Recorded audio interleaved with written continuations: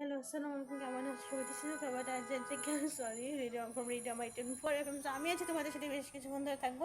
আমি একটা গান শুনতেছিলাম, সেটা হচ্ছে আরভিন রুমি অ্যান্ড নিন্সের রূপকথার গল্পের মতো তবু বসে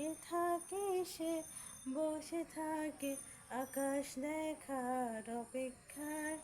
আচ্ছা, এই গানটা শুনতেছিলাম। আরভিন রুমি হচ্ছে আমার ছোটো ভাই, মানে আমার ছোটো ভাই বলতে ও আরভিন গানটা রেকর্ড এত মানে শিল্পীরা তো একটানে সব গান মানে খণ্ড করে বানাচ্ছে, রেকর্ডারটা সব পুরো সেম থাকে। আমি রেকর্ডিং করছি রাজির কথা ইউটিউবে।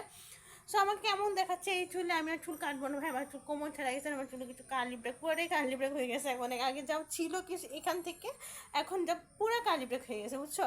তো যাই হোক, আমি একটা এই গানটা শুনতে পারো মন খারাপ থাকলেও। যারা আর যারা বিশেষ করে যে পরে পিরিয়ডের মধ্যে আসছো, তারা এই গানটা শুনতে পারো। আর আমি একটা খুবই ভালো সাজেশন দিই, দয়া করে যেন পিরিয়ডটা ওষুধকে পিরিয়ডটা বন্ধ করে ফেলো। কজ পিরিয়ড দীর্ঘদিন চললে তোমার বিভিন্ন আমাদের যেমন ন্যাকড়া ইউজ করতে হয়, তারপর হচ্ছে যে পেন্ট ইউজ করতে হয়, জীবাণু থাকে প্রচুর। তারপর হচ্ছে জীবাণু, তোমরা কি জানো জীবাণু ছাড়া মেয়েদের কোনো নেপকিনই হয় না।